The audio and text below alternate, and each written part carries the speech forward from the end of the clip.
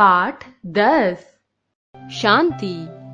हिंदी के प्रख्यात लेखक विष्णु सखाराव खांडेकर ने प्रस्तुत लघु कथा में बाल मन और प्रौढ़ मन की भावनाओं के अंतर की सुंदर अभिव्यक्ति की है।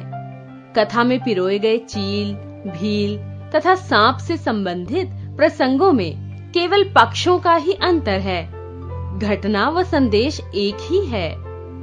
इन तीन विभिन्न प्राणियों के शिशुओं में जहां मन की निश्चलता, माँ के लिए आगाध प्रेम, उसके दुख की कल्पना मात्र से ही अपने भोज्य पदार्थों को त्यागने के लिए तत्पर हो जाना तथा संपूर्ण जीव जगत के प्रति दया भाव है, वहीं उनके माता पिता अपने संस्कारों के सहजात स्वभाव को न छोड़कर उसी के अनुरूप कार्य करते हैं।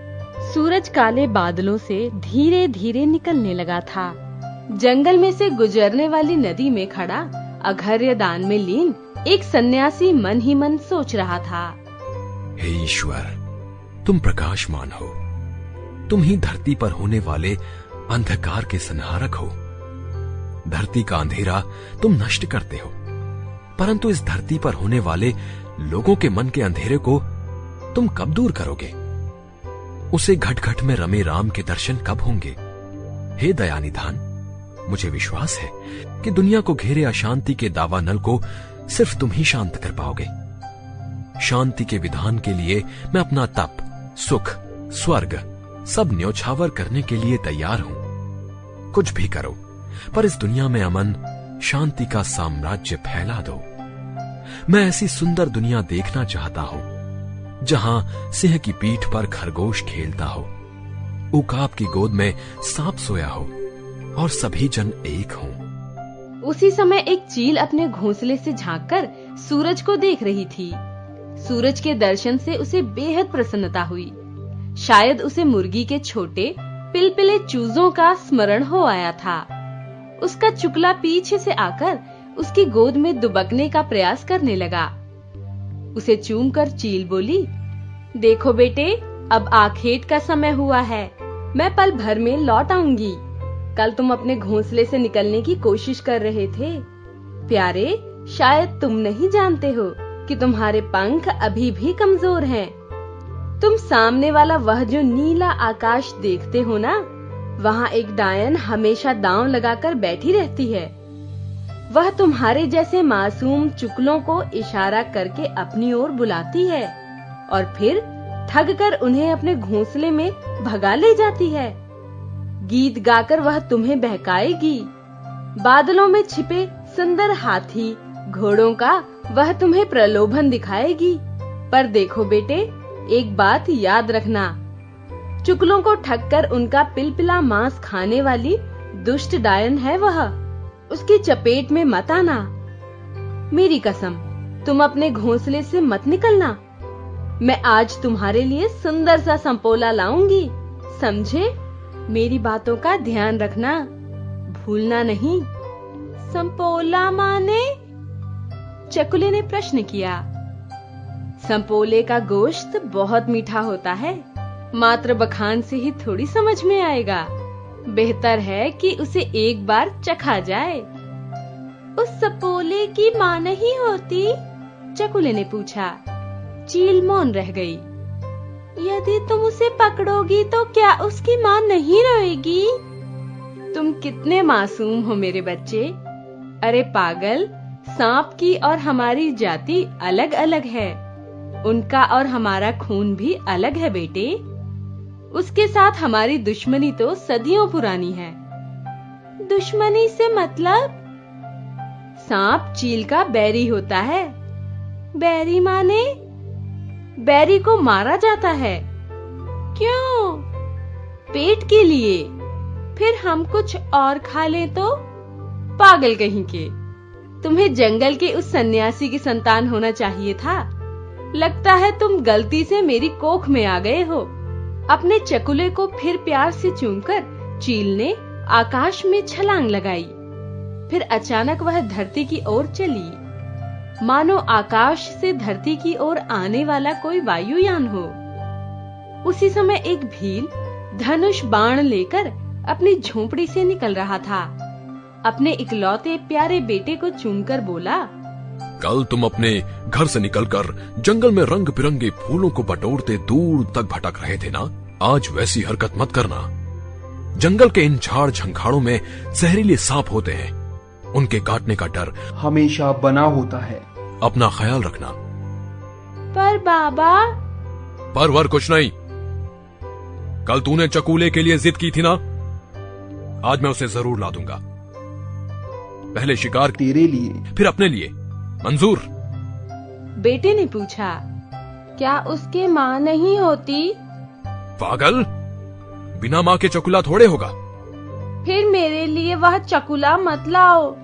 यदि तुम उसे पकड़ोगे तो उसकी माँ रोएगी। कल जब मैं रास्ता भूल गया था तो रो रो कर माँ की आंखें सूज आई थीं। प्यार से थपथपाकर भील ने उसे समझाया, तुम्हें जंगल के उस सन्यासी की संतान होना चाहिए था। गलती से तुमने यहां जन्म लिया। अरे पागल, मनुष्य और पंछी की जाति एक थोड़े ही है। जाओ, तीर से खेलो, भागो। अपने बेटे के कंधों को प्यार से थपथपाकर भील शिकार के लिए निकल पड़ा। वह तीर कमान संभालता हुआ तेजी से बढ़ने लगा, मानो कोई मुस्तैद सैनिक अपनी मातृभूमि की रक्षा की धुन में निकल पड़ा हो। उसी समय संपोले ने अपनी माँ से कहा, देखो माँ, धूप तेज हो चुकी है, चलो हम अपने घर चलें।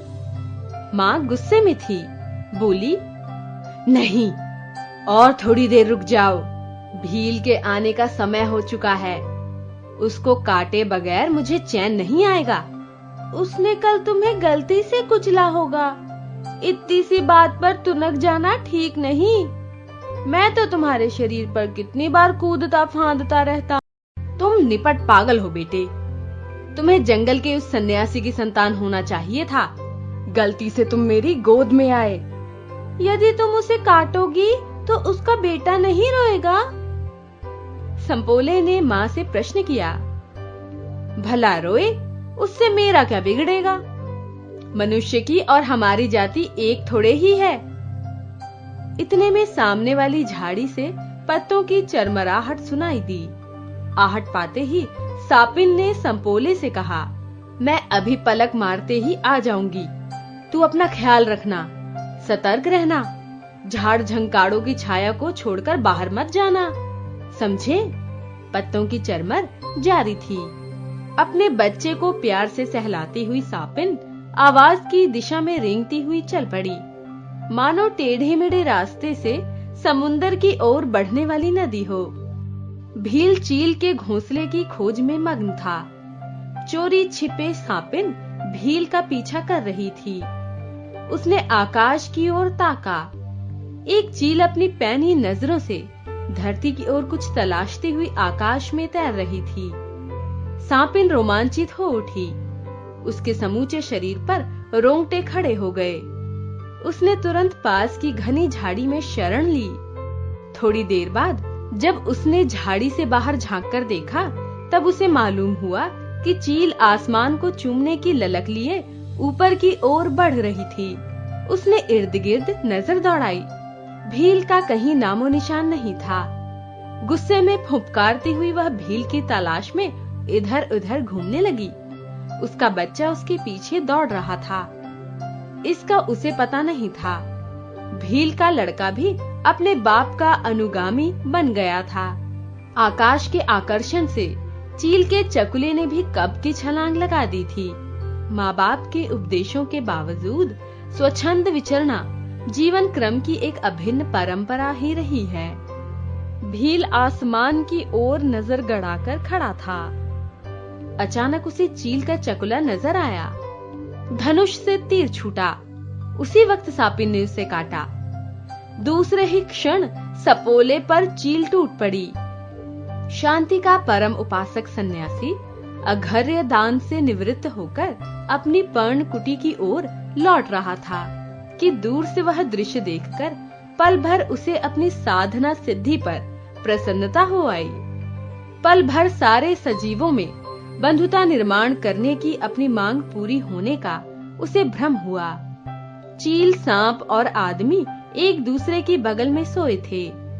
सांप को ना चील का डर, ना आदमी को सांप का। कितना सुंदर मंगल दृश्य था वह। मेरी तपस्या की ही विजय है यहाँ।